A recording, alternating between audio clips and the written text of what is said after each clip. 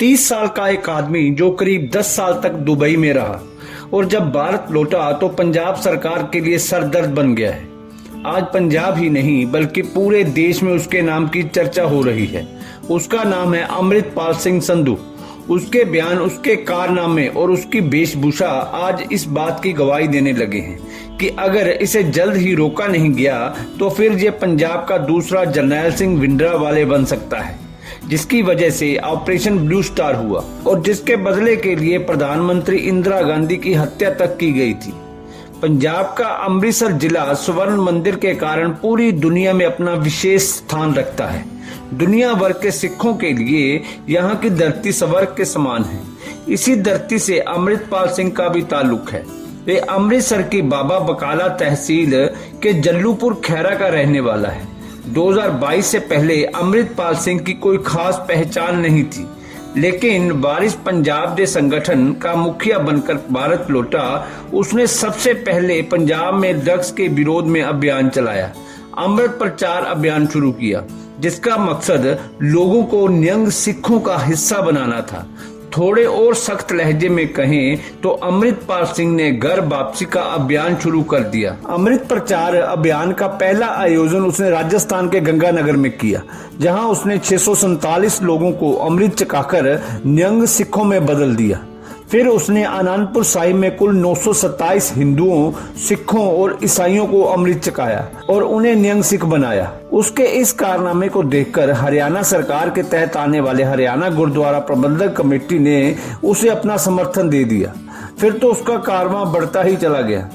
2019 में शुरू हुए किसान आंदोलन का भी उसने खुलकर समर्थन किया था, जिसने उसे पंजाब में एक नई पहचान दी थी। दीप सिद्धू की सड़क हादसे में मौत के बाद वो दुबई में अपना कारोबार छोड़कर वारिस पंजाब का मुखिया बनने के लिए भारत लौटा और खालिस्तानी आतंकी जरनैल सिंह भिंडरावाले के गांव पहुंचा। यही खालिस्तानी नारेबाजी के बीच उसकी ताजपोशी हुई।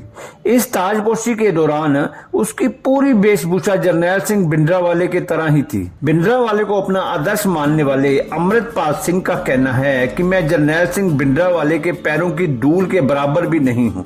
मैं तो सिर्फ भिंडरावाले के दिखाए रास्ते पर चलने की कोशिश कर रहा हूँ। 23 नवंबर 2022 वो तारीख थी जिसने अमृतपाल सिंह को पंजाब में एक नई पहचान दी थी। इसी दिन वो तमाम जिलों में रोड शो करते हुए हजारों की संख्या में अपने अनुयायियों के साथ श्री अकाल तख्त पहुंचा और पंजाब को ड्रग्स मुक्त करने की मुहिम के बहाने उसने बड़ी संख्या में युवाओं को अपने साथ जोड़ा और उन्हें खालिस्तान के लिए प्रेरित किया। साल 2022 खत्म होते होते उसने समर्थकों की एक बड़ी फौज खड़ी कर ली, जिसने धार्मिक उन्माद भड़काने के साथ ही पंजाब की पुलिस को भी चुनौती देना शुरू कर दिया।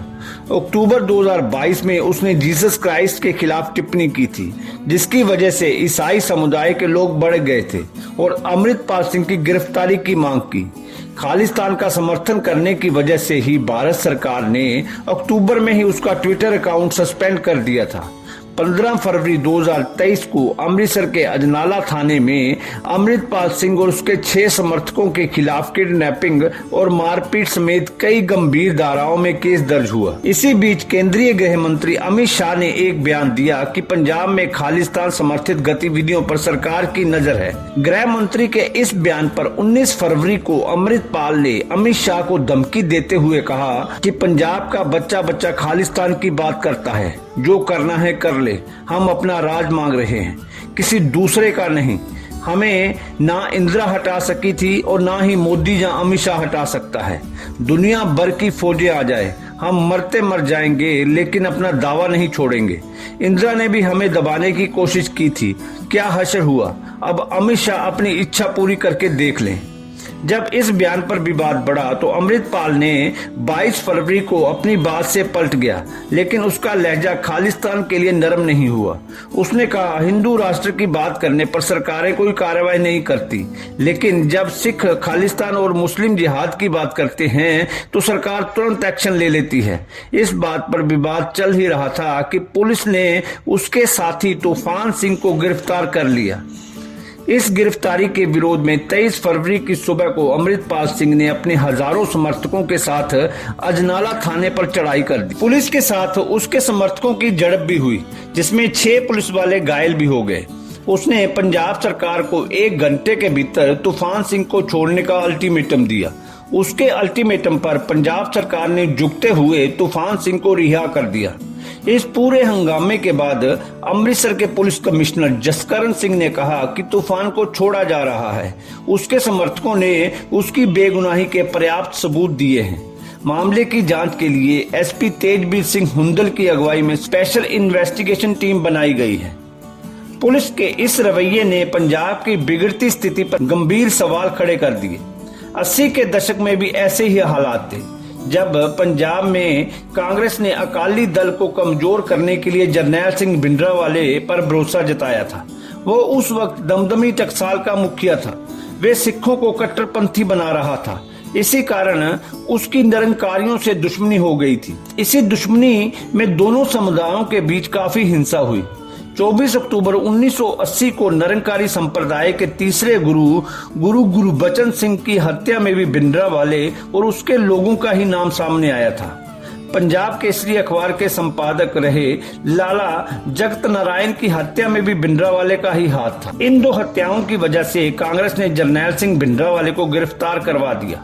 इंदिरा गांधी के आदेश पर भिंडरावाले को गिरफ्तार कर लिया गया।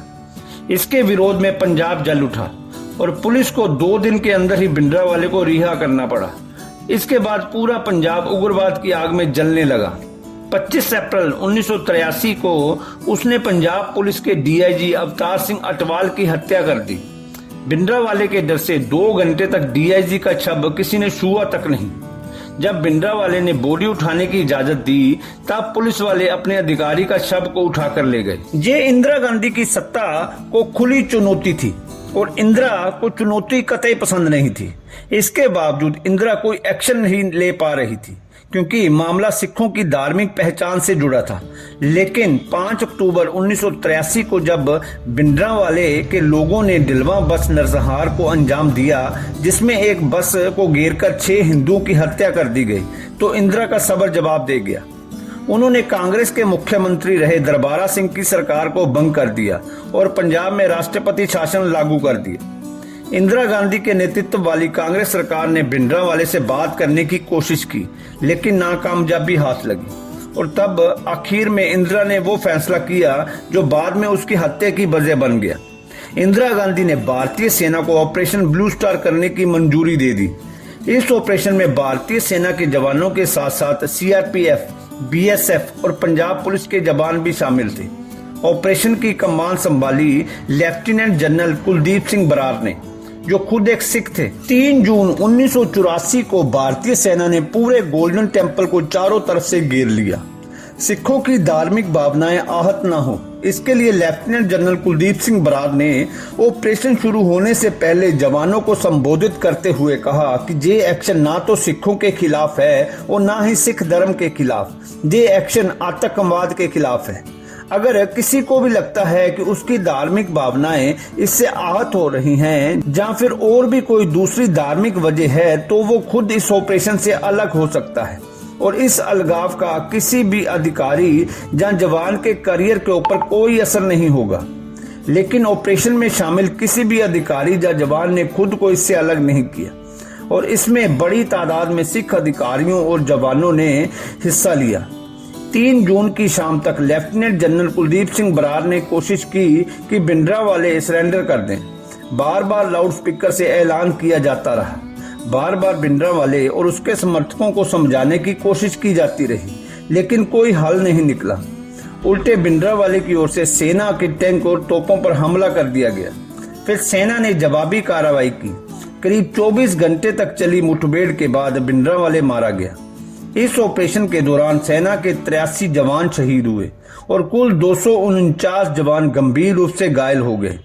वहीं इस ऑपरेशन में 493 आतंकी मारे गए और 1500 से ज्यादा गिरफ्तार हो गए। इस ऑपरेशन के लिए प्रधानमंत्री इंदिरा गांधी की राष्ट्रीय और अंतर्राष्ट्रीय स्तर पर खूब आलोचना हुई।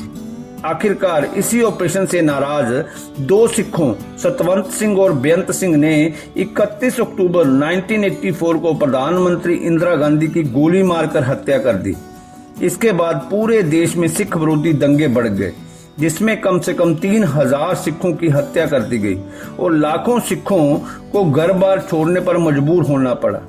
इतना सब सिर्फ इसलिए हो पाया क्योंकि भिंडरावाले ने अपनी गिरफ्तारी के 2 दिन के अंदर ही समर्थकों के जरिए इतना उत्पात मचा दिया कि इंदिरा गांधी जैसी सरकार को झुकना पड़ा। और अब अमृतपाल के साथ भी यही हो रहा है।